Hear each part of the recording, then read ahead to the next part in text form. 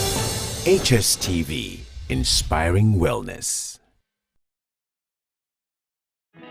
News in 30 is brought to you by HSTV and Underglow TV in Ohio.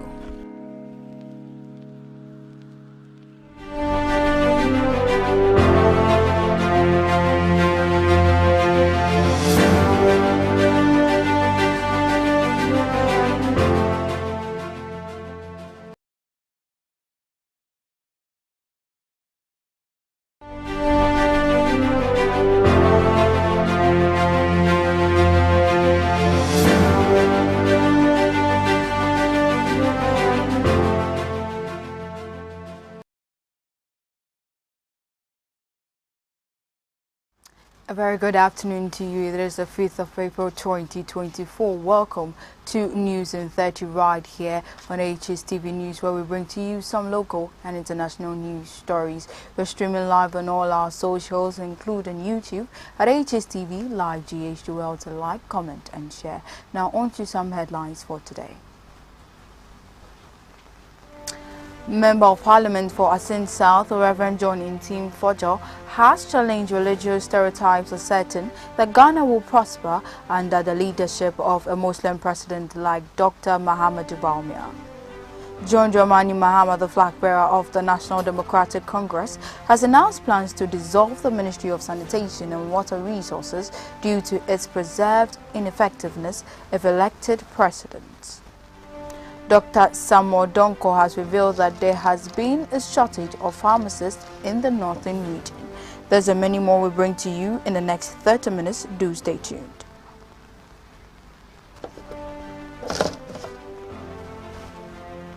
Now on to the news in detail. Member of Parliament for Asin South, Reverend John Intim Fojo, has challenged religious stereotypes asserting that Ghana will prosper under the leadership of a Muslim president like Dr. Mahamudu Bawumia. His statement was promoted by earlier comments from independent presidential aspirant Alan Chamantin, who advocated for the election of a Christian leader. In contrast, Reverend John Intim Fojo, during the sword-cutting ceremony of the construction of a 4-story 200-bed capacity hostel for Trinity Theological Seminary by Dr. Reverend on Wednesday, April 3, 2024, challenged this notion. Dr. Mahamudu Bawumia, a Muslim vice president, it took him under his direction for God to use him to bring this promise to fulfillment and to bring this joy to the hearts of the Christian community. This institution is one of the greatest institutions beyond the shores and confines of this continent. And it's a great pride of the Christian community. And I stress again, God used a Muslim vice president to bring this dream to pass. And it is significant to stress. This project is significant beyond just a place of abode for our pastors and our clergymen and women. But far more beyond that, it is a demonstration of the fact that God is no respecter of persons, and he can use anyone he so chooses to anoint, to bring to pass his will for his people, and to bring prosperity for his country. Moving on to another story for today. Now, Chief Justice Gertrude Tukono has indicated that she will outline her vision for the judiciary in an event slated for Monday, April 8, 2024. The Chief Justice seeks to rebrand the judicial system in Ghana to deliver robust and cost-effective services to increase public trust in the court. Addressing reporters in Accra on Thursday, April 4, 2024, Justice Tukono used the occasion to invite the media to the upcoming event. It is an articulation of my vision and how I believe, the steps I believe can assist all of us to bring the justice that we want to the people of Ghana. And you may say, why do I need all of you? Why do I need everybody to join me? The Constitution articulates it properly, which is that justice emanates from the people of Ghana. So justice is actually a product that comes out of the people of Ghana, which is that law is made by the people of Ghana. It is only administered by the judiciary. We are given the constitutional mandate to administer it.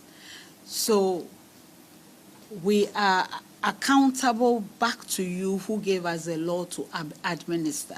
And that is why if we are having trouble doing it efficiently and to your expectation, it is meet and appropriate that we bring to you programs that you can assist us with in doing the work that we are required to do. So on Monday at the International Conference Center, we'll have that launching of my vision and an outreach to the entire nation to assist in bringing justice to you the way we should. Now, Chief Justice Gertrude Tukunu has announced that some judges are handling over 500 cases, promoting the implementation of a shift system to alleviate their workload.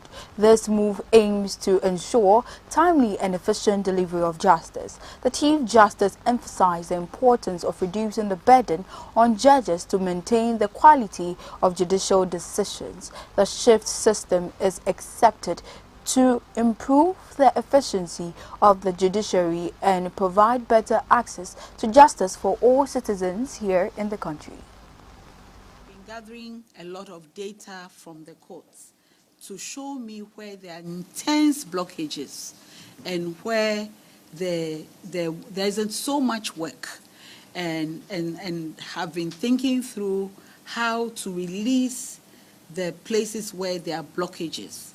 And in gathering that data, I've discovered that there are courts where there are as many as 600 cases. There are courts where there are as many as 1,000 cases. Then there are courts where there are as few as 30-something cases. So those judges with 30-something cases are hardly doing any work, not because they don't want to work, but because the people in the area they are working in are not bringing those many disputes to court. In Adenta, for instance, one high court judge has as many as 550 cases. One has 600 cases. Surely she cannot work effectively. The same for Amasaman. The same for, in fact, Tema has very high cases. Labadi, very high cases. Teshi, very high cases. And so it's become necessary to see how to relieve the load in those courts. And that is what necessitated the afternoon shift courts. So I'm praying that within the next 3-4 months, when we do an evaluation, we will see whether the caseloads have gone down because somebody else has gone to help the judge. As time goes on, it's not going to be a permanent situation in those courts. As time goes on, when the caseload goes down to manageable level, then maybe the second judge will be withdrawn. And if it works very well, this is a pilot. If it works very well, then we will move on to those to other courts that have equally high caseloads. For a place like Obuasi has very, very high caseload. And that was Chief Justice Gertrude Tukunu speaking about the judges here in the country. Now, moving on to another story, recent findings from the International Development Research Center reveal a stark gender disparity in Africa's scientific landscape. According to the data, only 28% of researchers across all fields in Africa are women. This underrepresentation extends to science, technology, engineering, and mathematics discipline, while female participation remains low. The report also sheds light on another critical issue, the scarcity of women in leadership positions within STEAM. Now, despite the strides made in promoting gender equality, barriers persist for women seeking to advance their careers in science and technology. Our project is named SISTERS, which is an acronym for what we are focusing on in terms of transforming institutions to advance women leaders, especially in STEM careers. So a lot of information is available, or there's a lot of research that's been going on in terms of women's representation in these fields. But our specific focus is how do women actually progress in these fields to enter into leadership or managerial positions, because you may have female representation within an institution, but then they may rather, the numbers may be low, but then the positions that they occupy will be at lower levels than higher levels. So that's the main idea behind this particular So for instance, gender stereotypes and biases, and the whole issue of balancing, the work-life balance, how to navigate between motherhood, women's role as mothers, their roles as wives, and then balancing that with their profession is one key challenge that came up. Another key challenge is the resources, the very limited resources, particularly in particularly in academia. For sciences, you need resources. For instance, laboratory, you need funds to do research, because you also have to publish, and without those resources it becomes very difficult. Coupled with their heavy teaching loads, it becomes very difficult for women in. John Dramani Mahama, the flag bearer of the National Democratic Congress, has announced plans to dissolve the Ministry of Sanitation and Water Resources due to its perceived inactiveness and ineffectiveness if he becomes president in 2025. He suggested consolidating several other underperforming ministries, including the Aviation and Railways Ministries, into the Transport Ministry. Mahama further emphasized the need for a comprehensive development strategy that diverses focus within the sector. We will close down the Ministry of Sanitation. One, to reduce expenditure, and two, I don't see any use. Accra, our country is dirtier than when there was no Ministry of Sanitation. Indeed, this country was cleaner when sanitation was under local government than as a standalone ministry. And so we'll close down that ministry and we'll take the sanitation schedule back to local government. Indeed, because we want to reduce government expenditure, it's not only the sanitation ministry. In transport, aviation and railways, we're going to close them down and send them back to the transport ministry. We're going to combine communications and information again. And so we want to reduce the number of ministries. And so with cleanliness, we think that it is a duty of the district assemblies. Every assembly has an obligation to make sure that its district is clean. And so we must decentralize sanitation to the district level. And so when we're going to change district chief executive, if you have a dirty district, we will remove you and bring somebody who can make sure that the district is clean. Our problem as a nation is we're not holding people accountable. The district chief executive is giving allowances, he's giving a house, he's giving a car, and the district is his responsibility. And so he must make sure, if he goes around his district and there's a dirty place, he must make sure that it is clean. And that was John Dramani Mahama, the flag bearer of the National Democratic Congress. Now, in a significant development for healthcare delivery, Dr. Samuel Donko has revealed that there has been a shortage of pharmacists in the northern regions. The scarcity is impacting the availability of essential medications and patient care. Urgent measures are needed to address this critical situation and ensure that communities receive their pharmaceutical support they require. In the past 3 years, the government has not employed pharmacists into the public sector. And that's not happy because of financial clearance issues. If we are producing pharmacists every year from the various universities, and yet the government is not employing the pharmacists. These at the same time we have, when you go to the various hospitals across the country, go to the northern zone of Ghana, all the northern regions put together, the upper west, upper east, there is a manpower shortage or the shortage of pharmacists in various hospitals and clinics around. And that's why we raise the issue that this is an issue that can be tackled. We need a financial clearance for many more pharmacists to be employed into the public sector.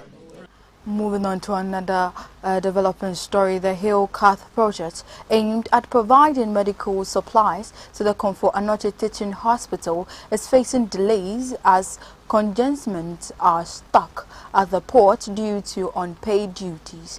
The damages charges are mounting, threatening the timely delivery of essential medical equipment. The project organizers are working to resolve the issue and ensure that a much-needed supplies reach the hospital without further delays. The situation highlights the challenges faced in delivering healthcare services and the need for streamlined processes to support such initiatives. Waiver is supposed to be given by Parliament, tax waivers by Parliament, by Finance Committee. We've demonized waivers to look like giving waivers is so evil. Waivers is more of like telling government to go and pay for. But then government is supposed to go and do 2 million to pay itself. And government is saying that grant them waiver. If I take the taxpayers 2 million to go and pay to clear goods for Confanoche, I'm taking it from the taxpayers' money. If I had 10 million, I've taken 2 million to pay for Confanoche. You understand? At the same time, let me give waiver so that I can still hold to my 10 million. The opposition has made and the society has made people to think like waiver giving is evil.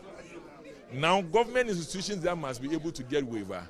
The posture of the Finance Committee in Parliament is more of we are hostile to waivers. Now that the situation has been drawn to your attention, what do you intend to do? Because Confanoche is not only for the Ashanti region. The honors is not on the Finance Minister. The honors is on Parliament. Has it been drawn to your attention in Parliament? Absolutely. This issue is there and we have to be able to grant them waivers. How long has it been there? When we come to Parliament to do emergency sessions, we just have to grant them waiver. So they are raising against time. We have to demonize waivers. Waivers, we are positive and good, especially when it's going to save the taxpayer. Your own money that you are going to dole into something. If waivers is going to save you from your own money and just put that cost as neutralized, then what is wrong with it? So we need to stop this attitude. Calling for an immediate granting of waiver for this project? It makes a lot of sense. I mean, this is common sense. I don't have to say it. We have to. Well, let's go for a very quick breather. When we come back, sport updates is up next. Do stay with us.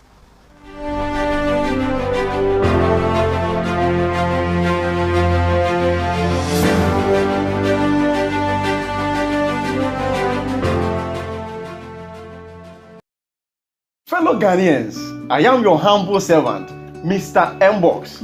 Unisamidie, adia efo, neye kama, and I make for Eddie Emawo, and make for Mbox 100 Koda, Eddie amount. Adia yapa, and this one kwejuma. Now, favorite movie, and answer telenovela, and our sports, Yaya Eddie Jawo. Hey, yo, papa, with Mbox 100 decoder, who between the pen drive, as home, now recording your favorite movie and answer telenovela. What me show connecting HDMI cable Edman screen buzzing. Our Wi-Fi, Samsung and our LAN. There's the internet need a buzzing. Samsung not me at the bottom. I'm a funny deal more. What me at the board game? No feel. I wish I'm winning now. Mbox 100 decoder. Emma over 15,000 channels. Ghana, and if you are suffering now, you could not a year free. Oh, the answer subscribe 3 months. Abosumi a year 100 Ghana cedis per umpere. Now open your body. Majimidie, Usuko, Nequajodie, from 24 Matru for you. 0505 776761 0505 776761. Mbox 100 decoder. Make your life colorful. Mr. Mbox, my Jimmy dear, me quote.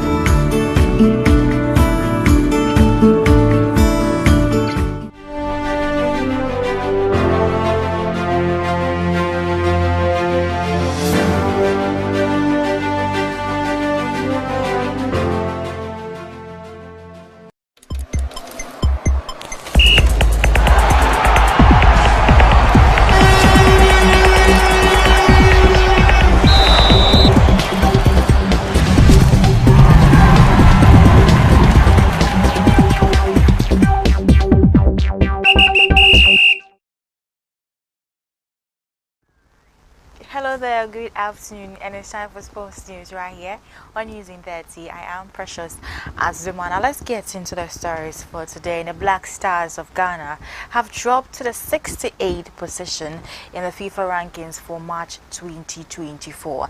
So the Black Stars suffered a defeat to Nigeria Super Eagles and withdrew with Uganda's Cranes during the March international break. As a result, Ghana has slipped from their previous position from 67th position to 68th in the global rankings. And the United Arab Emirates have also overtaken Ghana in the rankings. Despite the drop, Ghana still, however, holds its position as the 14th ranked team in Africa, and the top 15 teams on the continent, including Morocco, Senegal, and Nigeria, have also retained their positions in the rankings.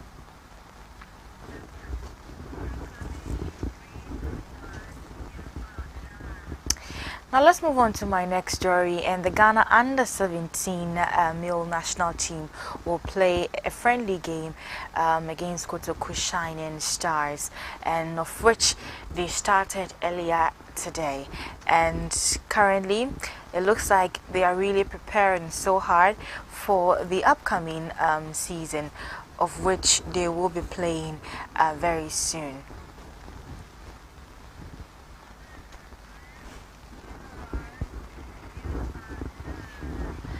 Alright, now let's move into the camp of Accra Hearts of Oak, and their board chairman, Togbe Afede, the 14th, disclosed that a strategy for about 9 million Ghana cedis has been injected to the construction of their new secretariat. So the construction of the new edifice began in 2022 when the Fovians demolished their old building located at Asylum Down, making room for this modern structure. At the annual general meeting of Accra Hearts of Oak, Togbe Afede the 14th provided an update stating that the construction is nearing completion.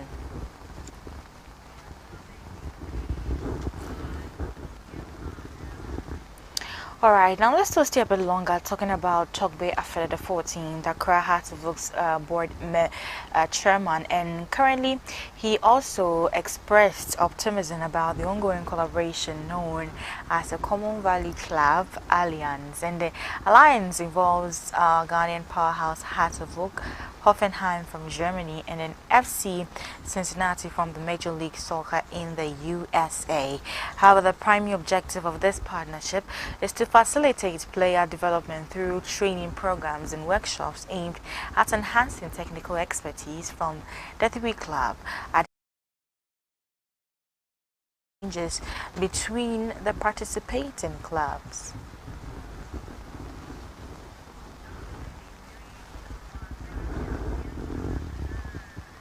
And that'll be all on sports news right here on News in 30. I am Precious Azuma. Global Stories is up next.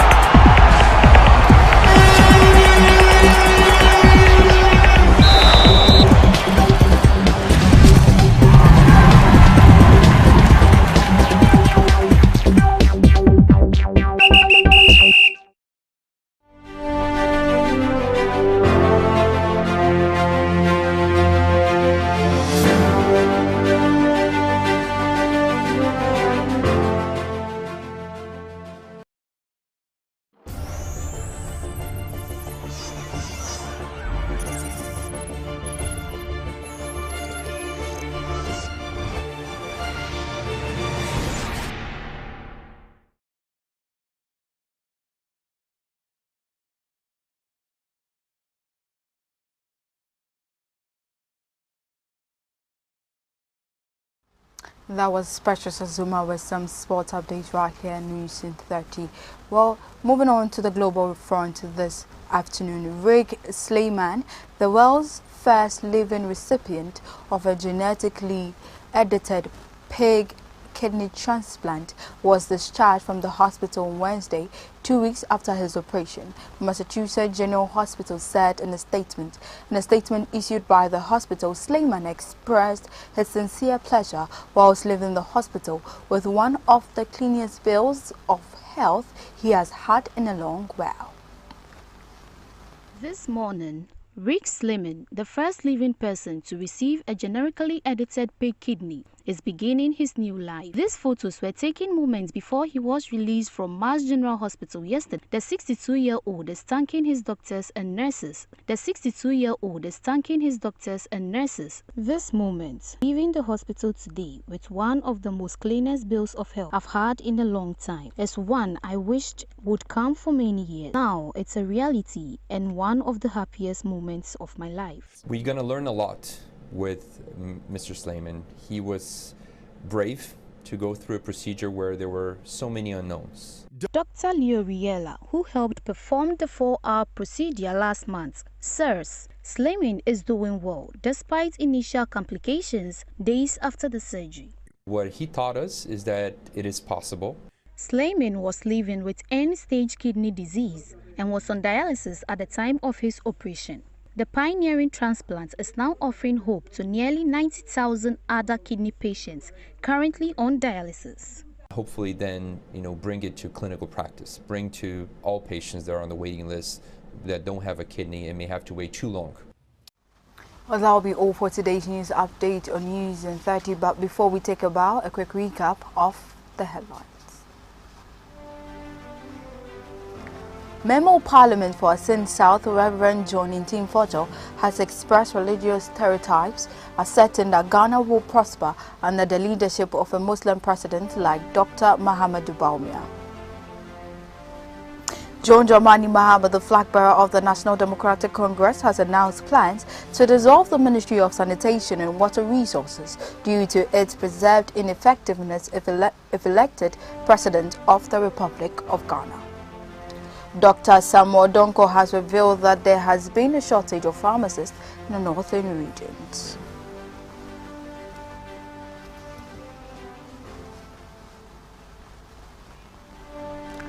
Thank you for joining us for today's update on News in 30. My name is Savara Aiden, and now click and stay and enjoy the rest of our programs.